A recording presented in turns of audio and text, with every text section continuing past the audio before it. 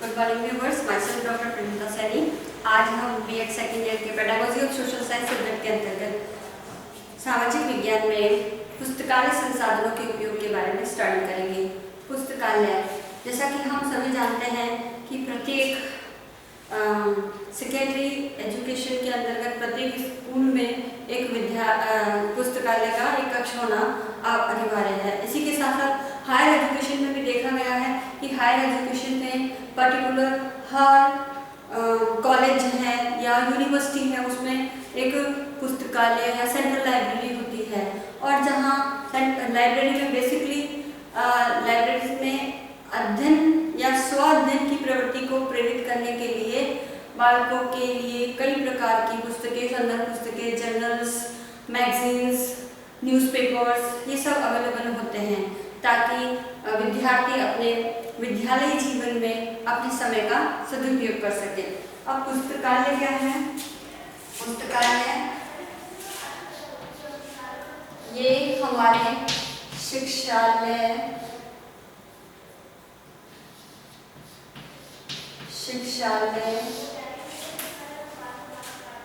का जीवन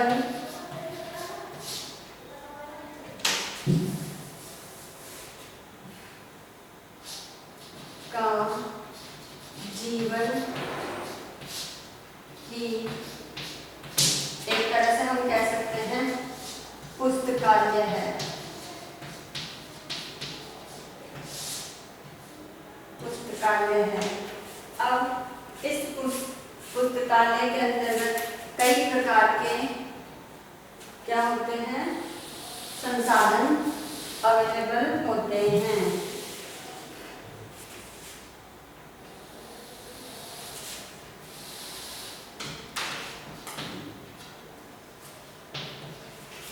जैसे पुस्तकालय के अंतर्गत पुस्तकें रखी जाती है, पुस्तकें एंड संदर्भ पुस्तकें,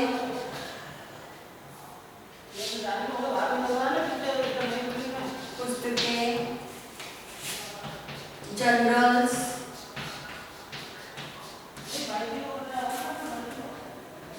पत्र पत्रिकाएं,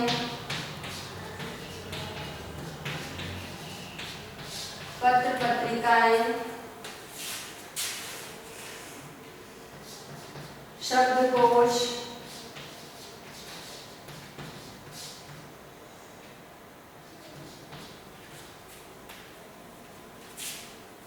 और एनसाइक्लोपीडिया, जिसे विश्व विज्ञान कोश भी कहा जाता है, पीडिया,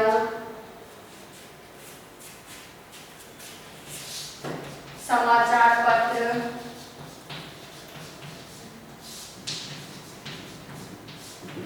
जो विभिन्न जैसे दैनिक ज्योति है, दैनिक भास्कर है, टाइम्स ऑफ इंडिया है, इंडिया टुडे है, तो ये सारे समाचार पत्र भी हम कह सकते हैं इसके अंतर्गत होते हैं। और विभिन्न प्रकार की सामान्य ज्ञान वृद्धि से संबंधित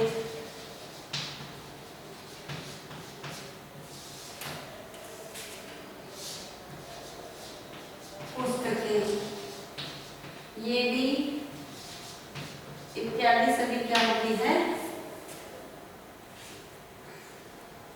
पुस्तकालय के अंतर्गत अवेलेबल होती है। तो इन सब जो भी पुस्तकें हैं जो पुस्तकालय में अवेलेबल होती है, इन पुस्तकालय के अंतर्गत ये जो सभी पुस्तकें या समस्त संसाधन है, इन संसाधनों से क्या होता है? बालकों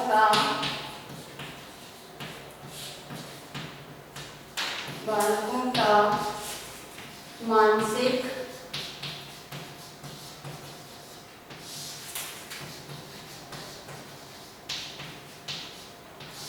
विकास होता है। मानसिक विकास कैसे? कि जब भी शिक्षक द्वारा शिक्षण अधिगम प्रक्रिया के दौरान कोई भी तथ्य, कंटेंट या कोई भी इंफॉर्मेशन जो जो बालकों को समझ में नहीं आती वो पुस्तकालय के अंदर जाकर के उस विषय से संबंधित स्टडी कर सकते हैं। साथ ही जब भी पाठ्यक्रम क्रियाएं इस प्रकार के विद्यालय में आयोजित की जाती है, जैसे है साहित्यिक गतिविधियां जिन्हें कह सकते हैं हम, भाषण है, वाद विवाद प्रतियोगिता है, निबंध लेखन है, कविता लेखन है, तो इनसे जुड़ी हुई समस्त एक्टिविटीज के लिए बालक को पुस्तकालय का प्रयोग करना पड़ता है और पुस्तकालय के उपयोग के माध्यम से ही वह इन प्रतियोगिताओं से संबंधित अपने कंटेंट की तैयारी करता है और बाद में जाकर के उसका परफॉर्मेंस देता है, तो इससे उनका मानसिक विकास होता है। अब ये जो पुस्तकालय है,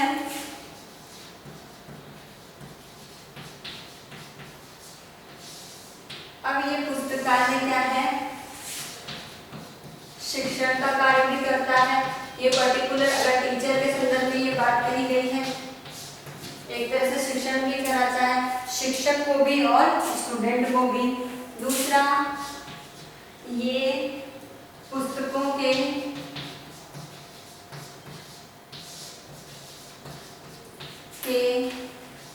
समुचित उपयोग के लिए समुचित उपयोग हेतु आवश्यक सूचना भी प्रदान करता है, जो इसके नोटिस बोर्ड पे लगी रहती है। सूचना भी प्रदान करने का कार्य करता है।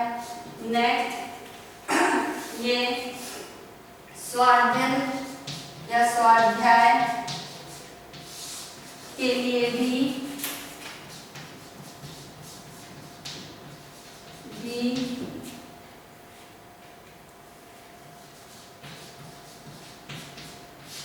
प्रेरणा प्रदान करने का कार्य करता है। इसके साथ ही बालकों के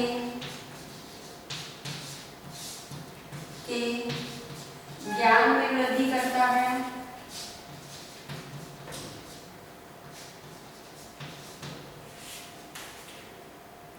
ज्ञान में वृद्धि करता है। साथ ही जो भी सामूहिक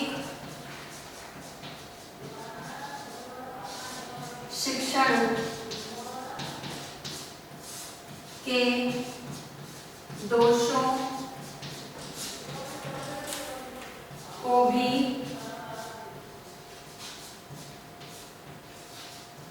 दूर करने का कार्य पुस्तकालय के द्वारा ये समस्त कार्य किए जाते हैं। और इसका बेनिफिट न केवल टीचर को बल्कि स्टूडेंट को भी होता है, और टीचर को सबसे ज़्यादा, क्योंकि टीचर को पढ़ाने से पहले खुद पढ़ना आवश्यक है और खुद के पढ़ने के लिए समस्त संसाधनों का उपयोग जो है वो शिक्षक को पुस्तकालय भी प्रदान करता है। तो इस प्रकार आजकल स्वतंत्र पुस्तकालय का कॉन्सेप्ट डेवलप हुआ है। स्वतंत्र पुस्तकालय का मतलब होता है कि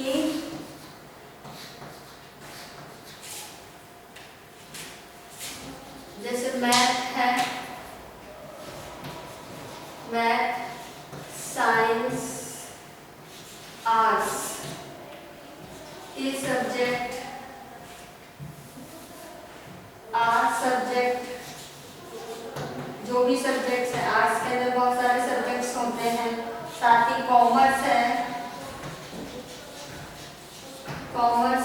तो इन सब्जेक्ट से रिलेटेड सब्जेक्ट के अनुसार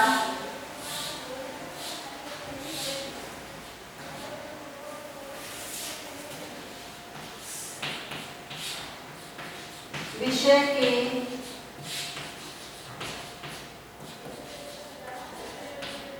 कक्ष में ही पुस्तकालय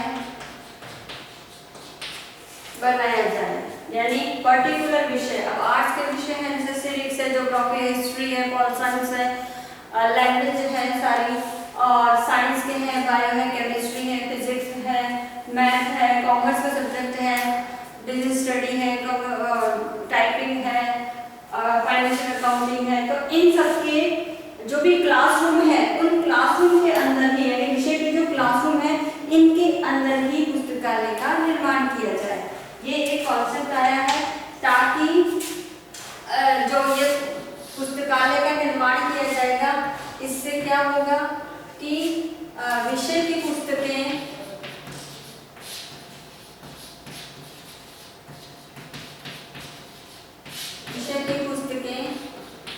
एक ही स्थान पर बालक को क्या होगा, अवेलेबल हो जाएगी। अगर पर्टिकुलर विषय के अंदर ही उनका एक छोटा सा मिनी लाइब्रेरी ग्रुप बना दिया जाए तो विषय की पुस्तकें एक ही स्थान पर अवेलेबल हो जाएगी। साथ ही पुस्तकों के चयन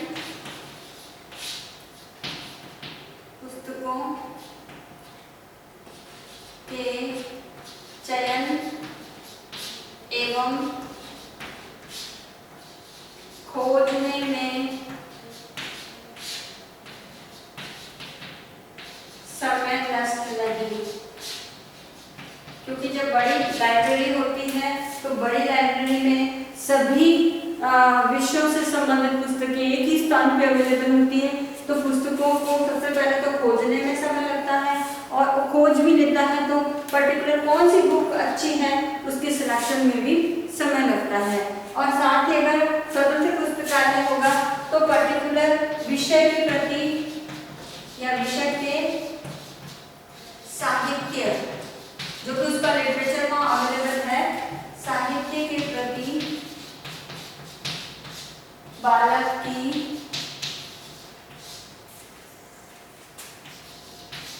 रुचि भी उत्पन्न होगी, उस विषय के प्रति रुचि उत्पन्न होगी और साथ में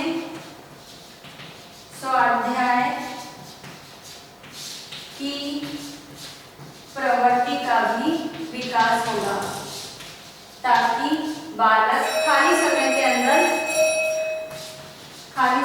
अंदर उसका सदुपयोग कर सके। तो इस प्रकार स्वतंत्र रूप से पुस्तकालय के ये बेनिफिट्स हैं। अब ये जो स्वतंत्र पुस्तकालय है या एक कक्षा के अंतर्गत जो पुस्तकालय बना है,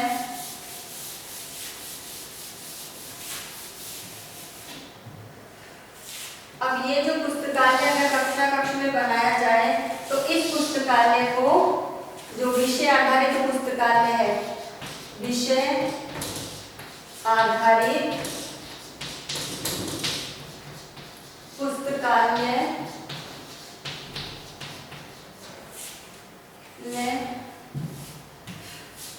या कक्ष। तो विषय आधारित जो पुस्तकालय है ये पर्टिकुलर दो भागों में बांटा जाए, जिसमें एक शिक्षक के लिए हो, शिक्षक हेतु हो, तो शिक्षक हेतु जो पुस्तकालय हो उसमें संबंधित साहित्य जो उस विषय से संबंधित है वो संबंधित साहित्य, अन्य सहायक पुस्तकें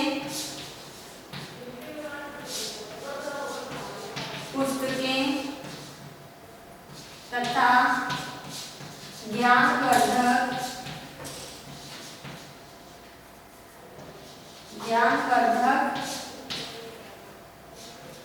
पुस्तकें भी हो जो पर्टिकुलर शिक्षक के लिए आवश्यक हो।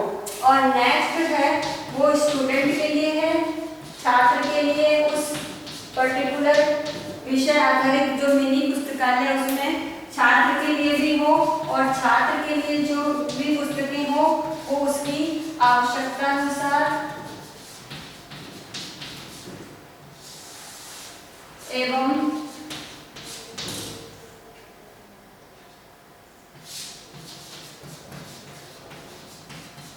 योग्यता अनुसार पुस्तकें हो, ताकि बालकों के लिए बेनिफिट हो। इसके साथ ही कुछ सामान्य ज्ञान से संबंधित पुस्तकें भी रखी जा सकती है जो बालकों के लिए भी हो, और कुछ जो मेधावी छात्र हैं